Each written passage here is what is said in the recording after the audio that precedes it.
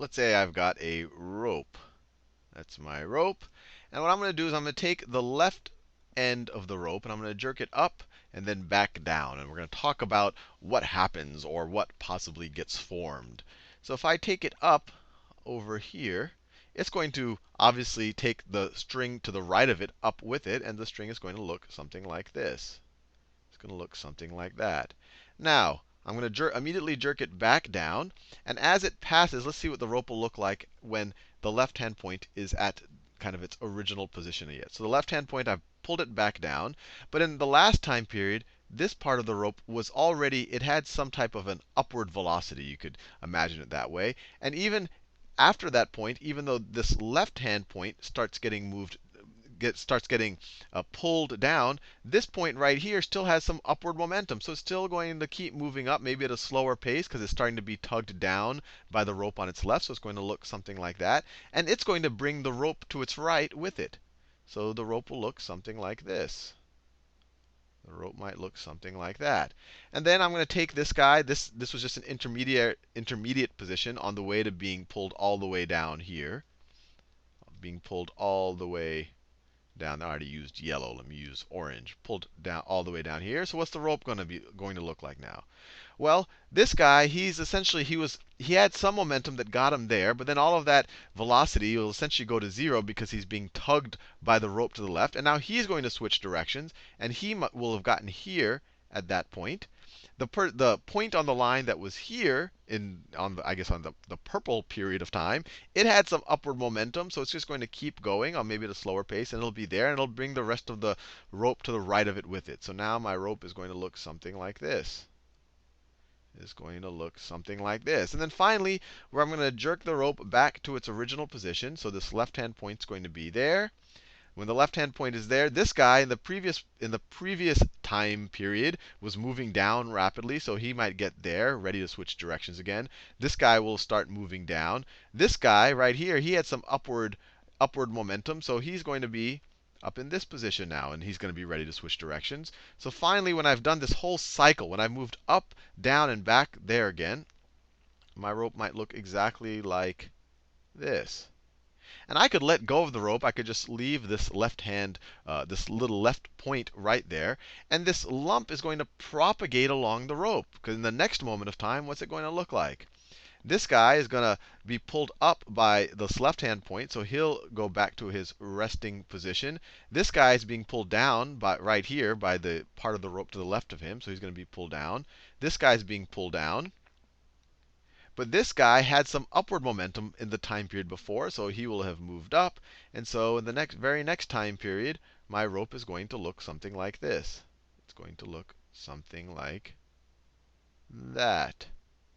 And this disturbance in the rope, if I do nothing else, and if I don't lose energy to heat and friction and all of that, it'll just continue moving down the rope. If I look at the rope at some future period in time, maybe not that far down, the rope will look something like this. And if I were to keep watching it, I'll see this disturbance. I keep using the word disturbance because there's really no better word to use for it. I'll see this disturbance or perturbation or whatever you want to call it moving along the rope. And so when we think about what a wave is, we essentially, I kind of jumped the gun. I keep calling this a disturbance because I didn't want to use the word wave. I want to say, well, what really is a wave? And a wave really is just this disturbance that's propagating down the rope. So this is a good time to actually define a wave. A wave. Because once I define it, I can start calling this a wave as opposed to a disturbance propagating down the rope. So a wave is a disturbance propagating through space. Propagating through space. And you might see other definitions of a wave. One of the most typical ones is energy, or a disturbance propagating energy through a medium. And when they say medium, it's what is the wave going through? So in this example, the rope would be our medium. But the reason why I don't want to use that definition of a wave is because in future videos we'll learn about electromagnetic waves, and those don't propagate through any medium. They propagate through a vacuum. So to keep things as general as possible, we'll just call it a disturbance that propagates through space. And it usually transfers energy. Usually transferring energy. Usually transferring, transferring, transferring energy. What do I mean by transferring energy? Well, on this left-hand part of the rope, I gave a little energy to the rope. I moved it up, down, and then back again. And then after I did that, that up, down, back again is happening successively to every point to the right on the rope. So, if I waited long enough at this point on the rope right here, it's going to move up, down, and then back again. Exactly what I did over here is going to happen to this point on the rope. And then later on, it's going to happen to some other future point on the rope. So that energy that I originally put in on the left-hand side of the rope is being transferred down the rope. If I had some type of some type of object here sitting on the rope, maybe when the wave, when the disturbance passes by it, this thing could get flipped into the air. It might get pushed into the air and go into a higher potential energy. So this disturbance is transferring energy in this case. Now, what I've drawn here, this isn't the only type of wave you can have. I mean, my definition is fairly general, but the definition is more general than just what I've drawn here. For example, you could have a sound wave. Imagine you have a bunch of, if you just look at the air, if you just look at all of the molecules in the air, they're just, they have some density that looks something like that. And I would say I had some type of a membrane, maybe it's a speaker, that jolts this left-hand side of the air. So it just pushes. So let me see if I can draw this. So let's say I had some type of surface here. Let's say I had some type of surface here that just really quickly jolts, that just moves in that direction and then just comes back. So just similar to what I did here, I go up and down, but instead of doing that, it just pushes the air and then pushes back. So what's going to happen? So right after it pushes it, the air molecules that it pushes up against are going to jam together. They're going to get compressed. Right here, all of these air molecules that were right on the surface are going to get pushed next to all of these air molecules that are right there. And then when it pushes back, or when the membrane goes back, you're going to have fewer air molecules here because you're going to have a low density here. And then these guys, they're all squunched up together. They're going to want to get away from each other. They might even run into each other.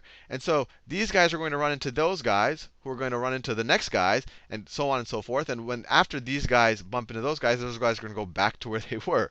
So essentially, you're going to have this kind of this disturbance is going to be one molecule bumping into, or a set of molecules compressing or bumping into its neighboring molecule. So if you look at this at some future period in time, all of a sudden this area might look normal.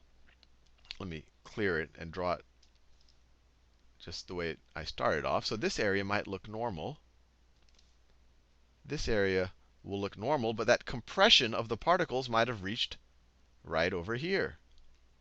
That compression of the particles might have reached right over there.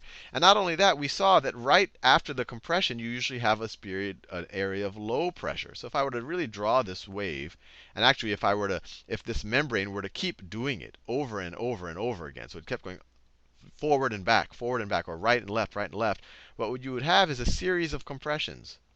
The air would just have a series of compressions. So that's one compression. You'd have another compression right there, another compression right there. And then in between the compressions, the air is less dense.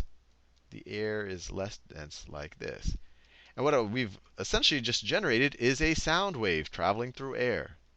So this right here is a sound wave. And this type of wave, where the direction of the disturbance is the same, or it's along the same axis as the direction in which the wave is traveling in that direction, this is called a longitudinal wave. So sound waves, sound through air, they're longitudinal waves. Longitudinal wave. Sometimes called a compression wave. Compression wave, same thing. Compression wave, because it's caused by compression. Our example of the string, this is called a transverse wave. This is called a transverse wave. Transverse. Because the disturbance, the movement of the medium, is going in a direction transverse to or in an axis that's transverse to the direction of our movement. We're moving in that direction to the right, but actually our wave is moving to the right, but the actual medium is moving up and down. Our medium is moving up and down. That's why this is called transverse. While here, the medium is moving left and right while the wave moves to the right. So it's along the same axis. So we're dealing with compressional or longitudinal. Now, in this first example, I just did one cycle. I just jerked up, down, and back again, and I created this one disturbance. And we can call this, when you just do it once, you can view this as a wave pulse. If I kept doing that, if I just went up, down, back again, and I kept doing it periodically over and over again, then I would generate a periodic wave, and my string would look something like this. My string would look something like well, actually, it would look something like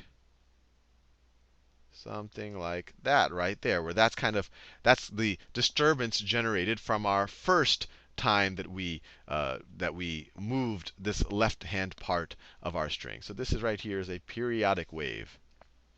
Periodic wave. And in the next video, we're going to talk about a lot of the properties of a periodic wave, how the wavelength and its frequency and its period relate to its velocity and all of that. But I'll leave that alone in this video. But I just want you to appreciate what I think is kind of it's a concept that we use in everyday life. Oh, it's a wave, it's a sound wave and all of that. But it's a fairly abstract notion where when we talk about a wave, we're really just pointing to a disturbance that's moving, usually along a medium, at least when we visualize it, but not always. But we're just pointing to this disturbance, and the disturbance could take many forms. It could take it could be a transverse disturbance if we're dealing with a string. It could be a disturbance in terms of the density of air molecules in terms of a sound wave. And there is a relation. So if you wanted to just plot the density here by position, you could, if I were to mathematically represent this compression wave right here. So let's say that this line represents just resting normal, before the sound wave hits, that's just your normal density. If we were to plot the density, it might look something like this. So over here we have very high density, over here we have very low density, over here we have very high density. And if you were to plot it, it would look a lot like that transverse wave that I did with the rope at the beginning of this video. And that's why they're even grouped together, because mathematically, even though a compression wave looks very different, or you might visualize it or conceptualize it very different than a transverse wave, mathematically they're essentially the same thing. You have this quantity, in this case it's the density of the air varying over time. In this case, it's the height or the position or how much your displacement from your resting position. That's the quantity varying through time.